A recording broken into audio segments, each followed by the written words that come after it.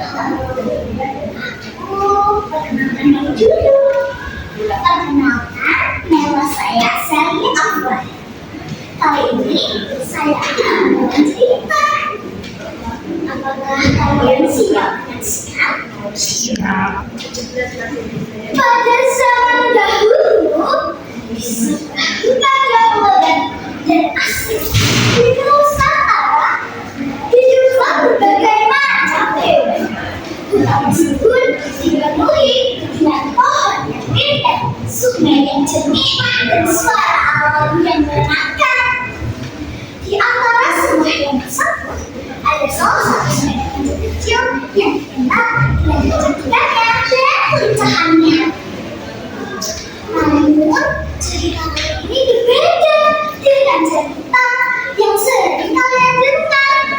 Cerita ini tidak hanya terkenal dengan sifat kecantikannya, dan juga boleh dikenal dengan sifat kejujurannya.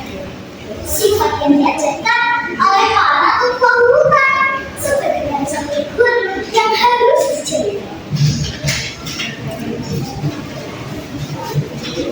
Suatu pagi, saat matahari mulai menyinari terbenam, kancil berjalan menyusuri kehidupan.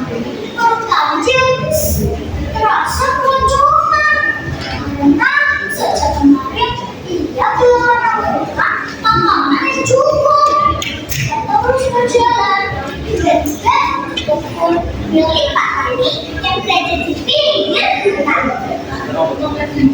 Ia melihat banyak buah-buahan yang bergelantungan di pohon.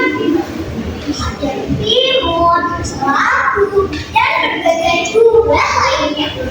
Perut kancil semakin keroncongan. Enaknya tolong aku makan satu aja. Rumah kecil berjalan hati. Namun, langkahnya terhenti saat dia mendengar apa kejutan.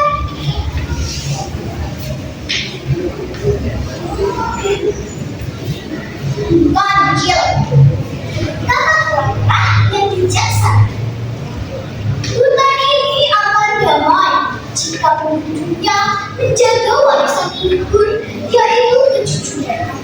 Kejujuran lebih berharga daripada makanan apapun.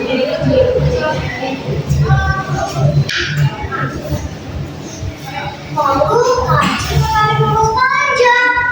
Ia melihat bahwa tidak, ini tidak milikku. Aku tidak boleh mengambilnya. Lalu kancil masuk ke dalam hutan, walaupun perutnya masih lapar.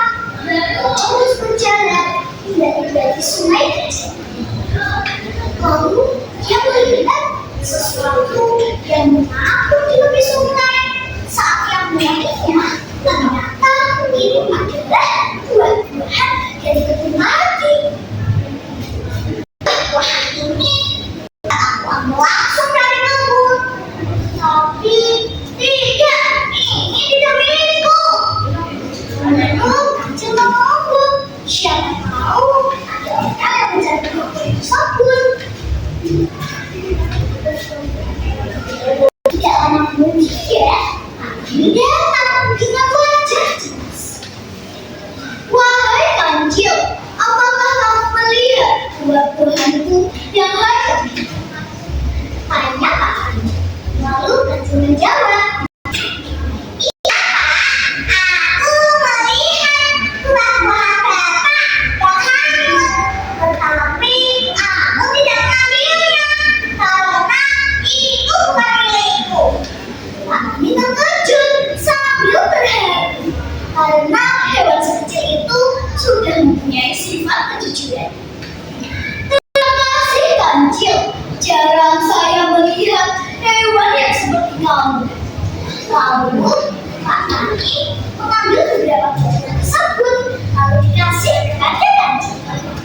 Ambillah ini Cil, ini pas kamu dapatkan. Dengan senang hati kancil mengambilnya, tapi kancil tidak semangat. Dia yang mengambil secukupnya.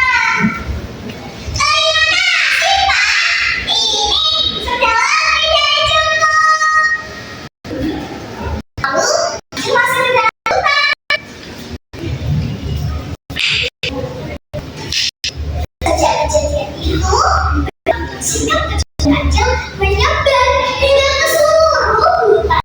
Banyak hewan yang membicarakan. Monyet dan museum merasa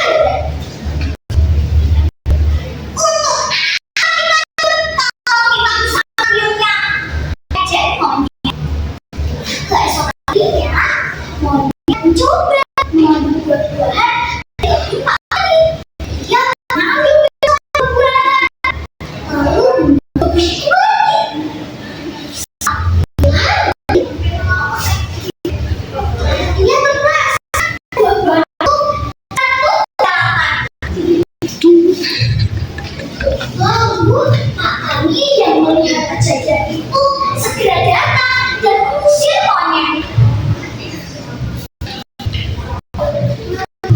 Saat monyet berjalan, ia bertemu dengan Kancil. Kancil, aku salah. Maaf. Permintaan monyet sambil wajahnya. Ternyata mengambil yang bukan milik kita itu yang membawa kesusahan. Lalu Kancil menjawab dengan siap. Si Kancil itu susah, tapi hasilnya membawa kebaikan.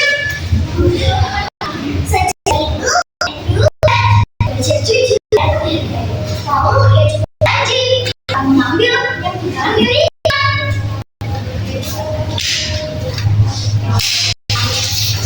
Hari demi hari berlalu dan semakin dekat karena mimpinya menjadi monyet jujur. Pada sore hari, pelatihan bijaksana alias ketua kembali berbicara kepada seluruh hutan. Anakku, katanya, kamu sifat jujuran Kancil yang membawa perubahan. Inilah disebut dengan satu nilai yang harus dijaga dan diturunkan kepada generasi berikutnya. Kancil, istimewa. Dia merasa dirinya istimewa. Dia hanya melakukan hal yang sejadian itu hutan damai karena menurutnya menjaga waktu itu kejujuran. Ya, kejujuran menjadi peraturan yang ditulis di dalam buah. Semua orang berusaha menjaganya karena semua hewan tahu bahwa kejujuran kunci dan kebahagiaan. Kancil pulang ke hutan, berang-berang jalan perlahan. Mohon maaf atas semua kekurangan. Semoga cerita